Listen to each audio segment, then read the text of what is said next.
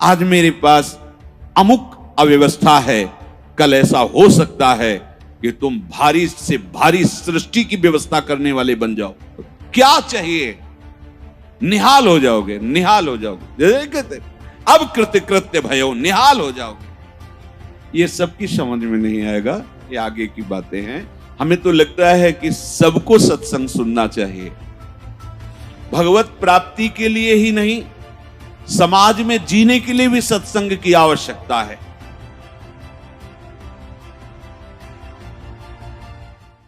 स्वीकृति, अगर ये स्वीकृति आप करते चले जाएं, जो श्रवण कर रहे हैं, तो सच्ची मानिए ये भ्रम खत्म हो जाएगा कि बहुत काल जब साधना करे तब ऐसी बात आती है। हम लोग तो गृहस्थ हैं, संसारी हैं, विषयी हैं, आदि आदि। आपने स्वीकृति ही आप गलत ढंग से कर रहे हैं, स्वीकृति ही आपने सही नहीं की। हम गृहस्थ हैं, हम अमुक हैं, हम सब देह भाव की स्वीकृति। प्रभु कह रहे हैं ममैवांशो, तू मेरा अंश है, मेरा बच्चा है, मेरी आत्मा है। फिर ऐसा क्यों आप स्वीकृति नहीं कर रहे कि प्रभु मेरे हैं? सच्ची मानिए प्रभु ही अपने हैं, सच्ची मानिए प्रभु ही हमें बहुत प्यार करने वाले मित्र मिल गए, नहीं तो कोई नहीं है यहां, केवल भ्रम है। मानो प्रभु की बात को मान लो, निहाल हो जाओगे। वो इसीलिए बोल रहे हैं, इसीलिए बोल रहे हैं कि हम निहाल हो जाए, परमानंद में मगन हो जाए। प्रभु अर्जुन जी को कह रहे हैं सुख दुखे समय कृत्वा लाभा लाभो जया जयो। ये कर्म भूमि है, हमारा यहां जन्म हुआ है। अपने शुभ और अशुभ दोनों कर्मों को मिटा करके वो परम लाभ जो किसी कर्म से नहीं होता वो हम करें। वो कौन सा कर्म है जो हमें परम लाभ देगा? तो कह रहे हैं जय और पराजय में समान भाव रखना ही वो समता रूपी महान धर्म है जो तुम्हें बचा लेगा।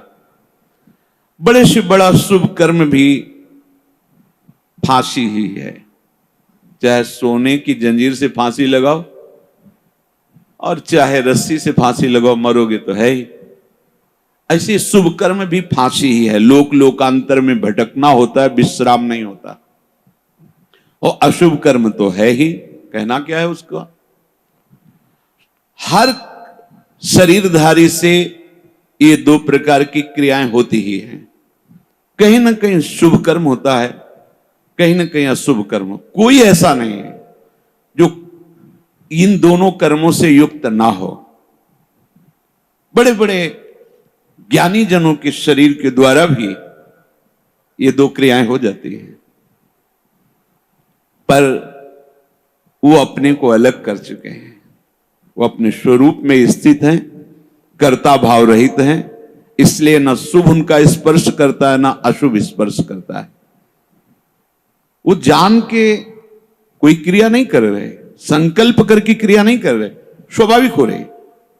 अब उसमें कुछ भी ऐसी घटना घट जाती है तो उसके वो करता नहीं है। इसीलिए कहा गया कि जो आत्मज्ञानी महापुरुष है, अगर उसके द्वारा बड़े से बड़ा शुभ कर्म हो जाए तो कोई उसका पुण्य फल नहीं होता, और बड़े से बड़ा कोई पाप कर्म बन जाए तो उसका कोई अपराध नहीं होता, क्योंकि कर्ता भाव से रहित है। ये सबकी समझ में नहीं आएगा, ये आगे की बातें हैं जहां अहंकार समर्पित हो जाता है।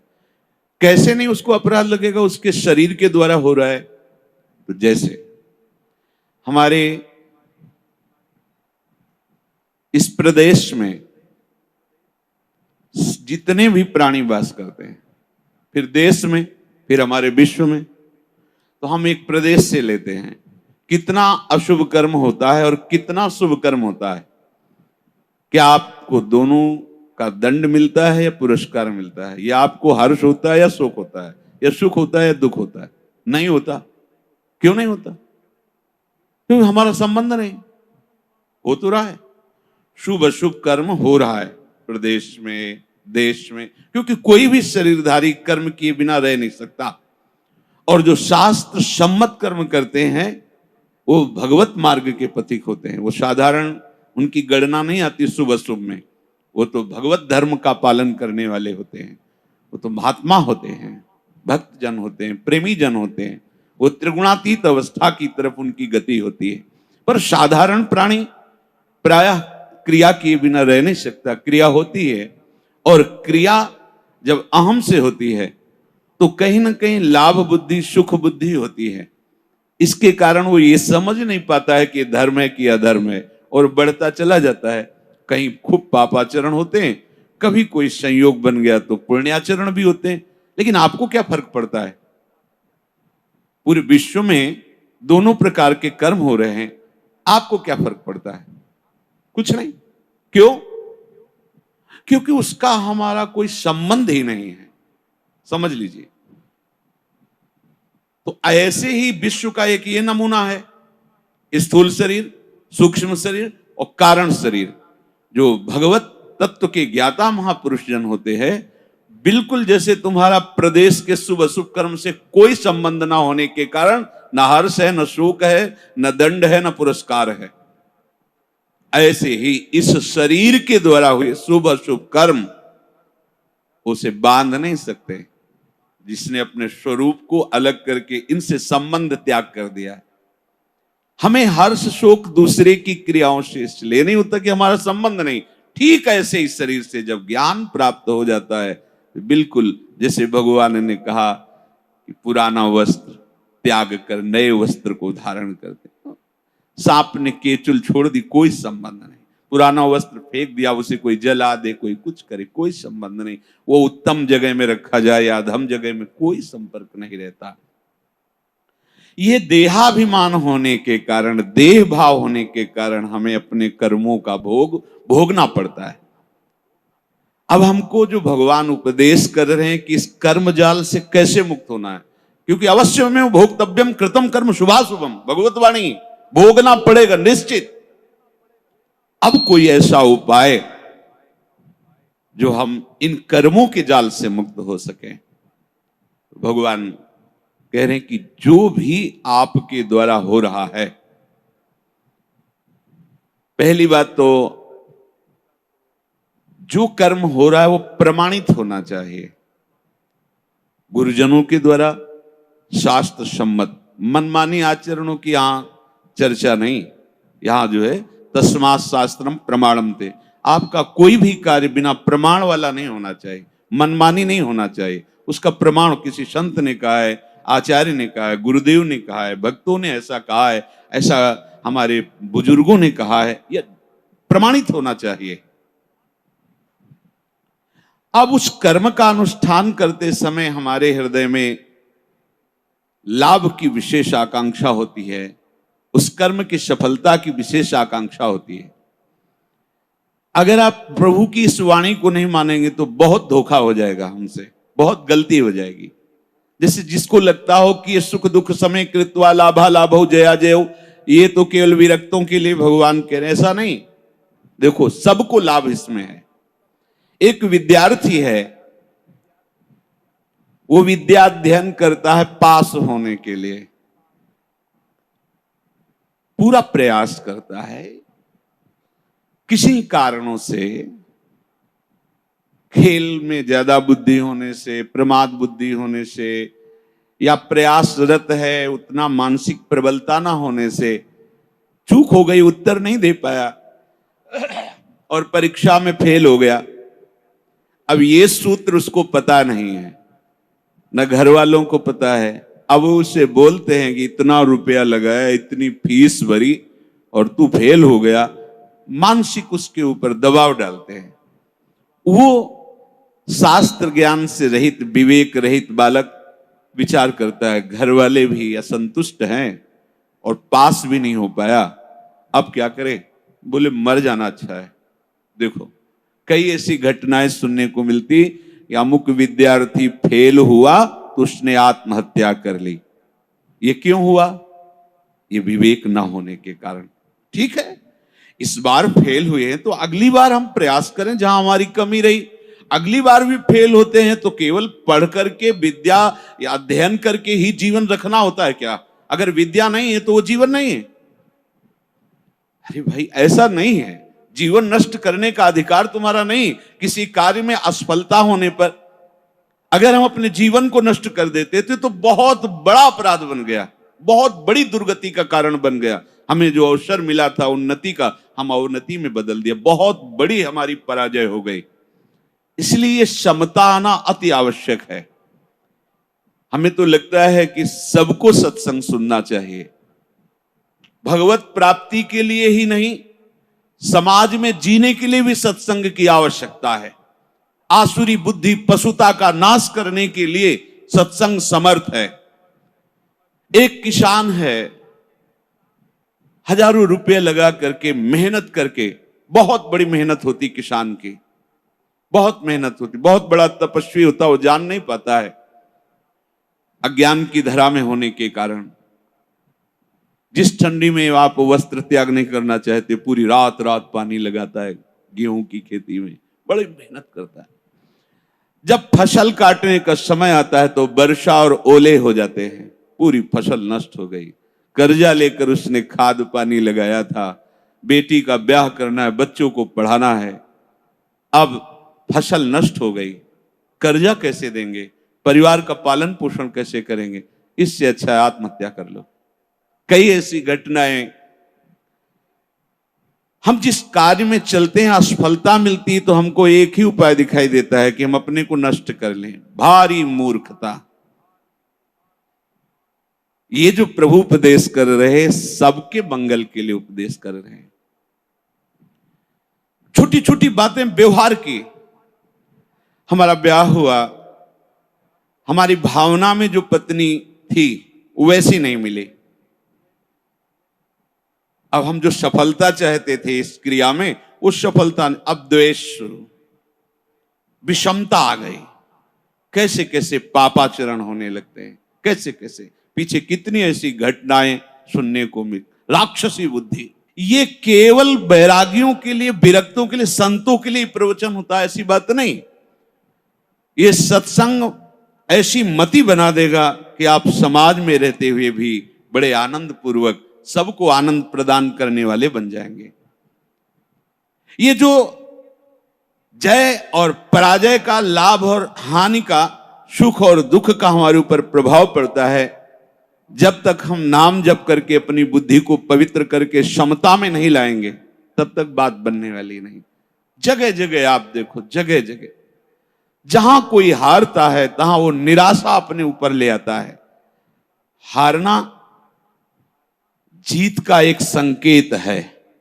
ऐसा मत समझो कि हारना पतन का संकेत है, नहीं।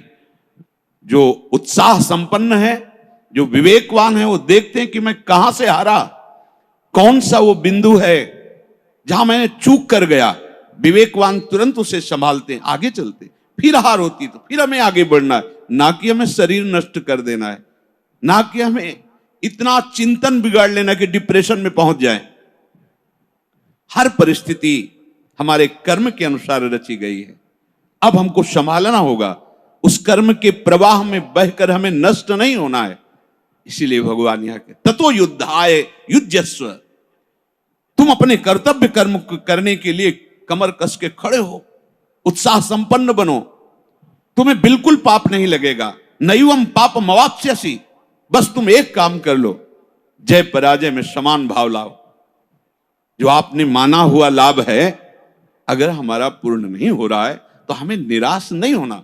इस बार हमारा व्यापार सफल नहीं हुआ, इस बार अध्ययन हमारा ठीक नहीं हुआ, इस बार कृषि में हमें कमजोरी, अन्न की प्राप्ति नहीं हो पाई, हमारी खेती कमजोर हो गई, कुछ भी, कहीं भी, कैसे भी निराश नहीं होना। रात है तो दिन आएगा, आप धैर्य रखिए, प्रकाश होगा।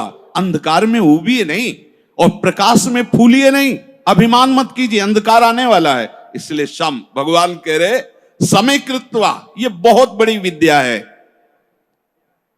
अगर कोई कहे निकुंज में जाने के लिए इसकी क्या आवश्यकता है, तो कृपा प्रकरण में पढ़कर देखिए, तीसरे दोहे में, शत्रु मित्र समझानी सम, मान मान अपमान सम, दुख सुख लाभ न हानि, यह जो कृपा, वही प्रभु कह रहे सुख दुखे समय कृत्वा लाभा लाभो जया जयो।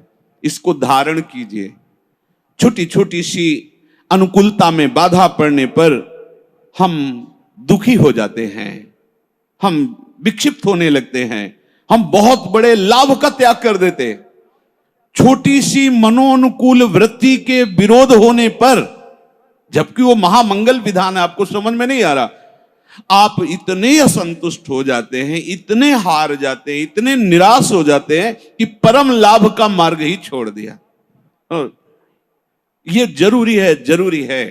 जैसे ये उपदेश जब होते हैं तो प्रश्न भी होते हैं कि कब तक सहें, कब तक सहें? जब तक भगवत प्राप्ति नहीं हो जाती, जब तक भगवत साक्षात्कार नहीं हो जाता, तब तक आप सहो। सहत सहत बाढ़े भगति। इसका परिणाम क्या होगा?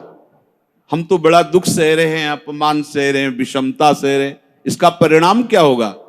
भगवान कह रहे बिल्कुल निश्चिंत रहो, महाभय से तुम्हारी रक्षा निश्चित यही कर लेगा। समता, किसी के आशीर्वाद की जरूरत नहीं है।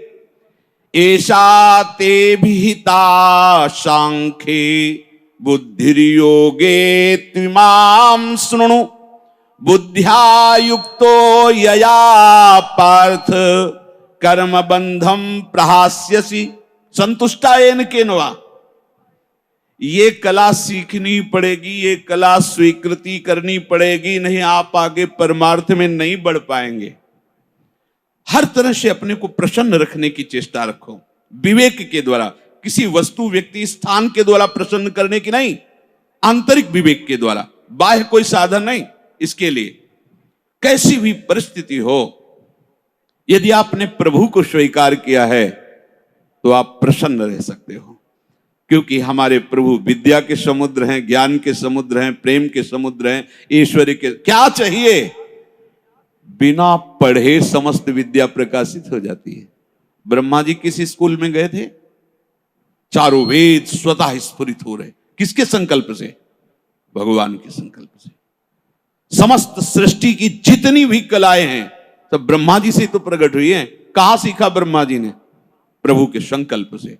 वही तुम्हारे भी हृदय में संकल्प जागृत हो जाएगा। मूकम करोति वाचालम पंगुम लंघयते गिरिम यत् कृपा तमहम वंदे परमानंद माधवम। आज मेरे पास अमुक अव्यवस्था है, कल ऐसा हो सकता है कि तुम भारी से भारी सृष्टि की व्यवस्था करने वाले बन जाओ, क्योंकि तुम्हारा स्वामी अनंत ईश्वर संपन्न है। इस बात को लेकर के वो इस समता को धारण कर सकता है। अगर इतने बड़े प्रभु का सहारा नहीं है, फिर सहेगा किससे? ये सहने की सामर्थ्य सिर्फ हरि के चरणारविंद के आश्रय से आती है, भरोसे से आती है। ठीक है, आज हमारा मन ठीक नहीं है, लेकिन जिस दिन मन चोर देखेंगे ना, उस दिन निहाल हो जाएंगे। ठीक है, आज हमारी ऐसी परिस्थिति, जिस दिन वो देखेंगे ना, हम निहाल हो जाएंगे। देखो ना, कई कई दिन केवल तुलसी दल का भोग लगता है, लेकिन ना अन्य आश्रय है, ना अन्य भरोसा है श्री सुदामा जी को, है केवल कृष्ण प्यारे का। और वो भी कुछ लेने के लिए भरोसा नहीं, केवल विशुद्ध प्यार है। तो जैसी द्वारिकापुरी वैसी सुदामापुरी खड़ी कर दी।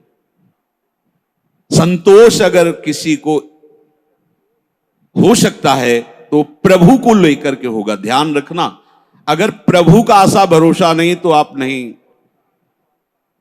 क्या आप पास होते चले गए और भगवत भरोसा नहीं है?